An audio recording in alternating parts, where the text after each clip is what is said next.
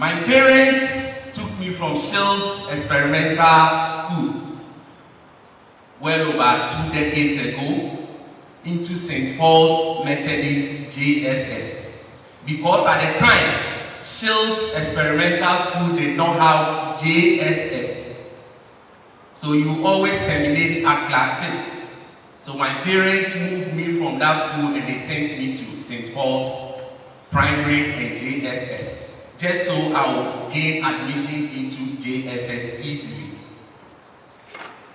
So school reopened on the 10th of September 1991. I was going to class 5. So a newcomer, I moved into that class. And obviously, all the other students had moved from class 4 and they knew each other. They were together. And I was the new person amongst them. And you know how it goes, newcomer. People will be looking at you, passing funny comments and all. So our class teacher, Mr. Boche, was introduced to us. And he gave us some tips, things to do, and he also wanted to elect some positions, students to occupy positions in class. So it got to the position of a garden boy. So he said, who wants to be a garden boy? The whole class was quiet. Who wants to be a garden boy? The whole class was quiet, and I was seated at the back. So I volunteered. I lifted my hand, and then he looked at me. He said, what's your name? He said, my name is Daniel Apia. Come forward. So I stepped forward, and he introduced me to the class. Obviously, because no one volunteered. And I could faintly hear murmuring in the class, hey, newcomer 2 no Bensuni. Newcomer 2 no. Look at his head. My head was very long, and it is still long. So he introduced me to the class. During the break, he took me out, and then he showed me the garden. And every single class had a garden in front. It was demarcated with stones, big stones. You see the demarcation, the size of about 3 meters by 1.5 meters. So it was right in front of the class, and every single class, class 5, class 6, all the classes had a garden. So here I am, a garden boy. I've been introduced to my office. So he handed over the tools. I got some garden fork, I got some shears, some scissors, and then pinch fork, and things like that, the hoe. I got everything. He gave me a cutlass.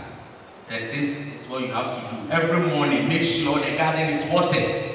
Make sure it is clean. I volunteered. So I had to do it. He said, yes, sir, I will do it.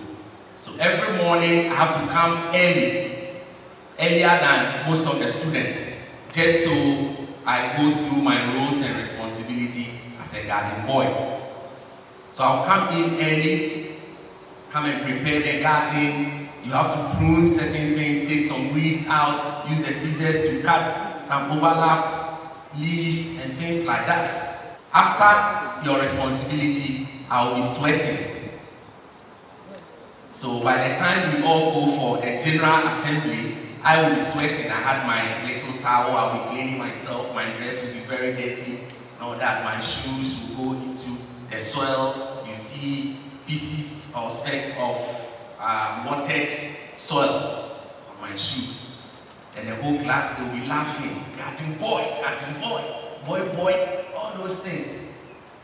And primary school is the peak of where teasing happens. When your police are teasing you, it's not funny. They will be teasing you during break. Somebody will come and slap your back. Back at the boy. What is this?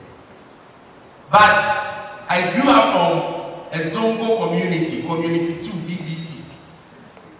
I didn't know anything about gardening. I didn't know anything about flowers and plants. A Zongo boy taking on this huge opportunity and responsibility. But I volunteered, so I have to do it. So that was the time I started learning about flowers. The daffodil, the daisy, forget-me-not, tulip. We didn't have rose, but I learned about it. And then some plants, the snake plant, the cotton plant, and that was one of the common plants in the school, the cotton plant. I'm sure most of you know about it. Every single garden had it. And then my garden also had the aloe vera. And that one you can actually inscribe your name on it, and then it will grow with time. So garden boy, my name is on it, and it'll appear. So for the whole year, that was my role and responsibility, garden boy. I volunteered, so I had to do it. I learned a lot because I didn't know anything about plants, flowers, and gardening. But I learned it so well. I did it for 3 terms. First term, second term, and third term. And it was a common practice during break time when people eat their snacks and their lunch packs and all those things. They will come and stand right in front of the garden and try to wash them. They will take their plates or their water bottle, wash them, and put the water in the garden. But I stopped that. I told them, this is my office. You cannot come and wash your plates and then empty any other thing that you want in the garden. So I protected my garden. I volunteered, I learned, and now I'm protecting my garden. Then the wandering continued. Every time people see you sweating, as for you, every morning you are sweating. Where do you live? Some will trek, they will walk to school, and they will be sweating. But I will walk, I will sweat, I will do my chores in the garden, I'll still sweat. So that will be double sweating. And then they will be mocking you, giving you all funny names, teasing you, and all that. But I did not allow those things to affect me. I was focused. I enjoyed the gardening activity. So 3 semesters passed and we're going to class 6. And it was a tradition in the school. The teachers will nominate at least 4 or 5 students from each class. We had 4 classes for each level. So class 6 had A, B, C, and D. They wanted to select prefects for class 6 because that was the highest level at the primary level. So we all sat just like you are seated here, and they started discussing us. We were so young, so we didn't have manifesto or whatever to prove what we wanted to do. We were so young, so we all sat down, and then all the level teachers, class 5, class 4, class 3, class 6, all the teachers were there. They will be looking through the faces, and the teachers will give the recommendation. Oh, this guy is my class prefect. He's very good. He's brilliant. And at the time, most of the time, if you realize, your school prefects and some of the prefects were people who were brilliant in school. I was very clever. Just so you know, I was very clever. So we all sat down, and then the recommendations started coming in. Every single teacher pointed at me. Oh, that's the class 5 garden boy. Class 5 garden boy. Every teacher mentioned that. Oh, that guy is hardworking. That guy, every time he's protecting the garden, he will be sacking all his mates not to come close to the garden. And I sat down, looking back, what I volunteered is now paying off. I remember every single time that there is speech and prize giving day, some teachers will come with poetry, recital, assignments, drama, different things. And apart from those who can easily do it, they will also ask for volunteers. Every time they ask, I'll volunteer. to do it. So some of the teachers also said, oh, this is the guy who has been acting. I remember one time I was Joseph, married to Mary, because it was December and we had the Christmas, so the birth of Jesus. I was the Joseph. He said, oh, that's Joseph. I said, no, I'm Daniel. He said, no, I mean, you play the role of Joseph in the drama. I said, oh, okay.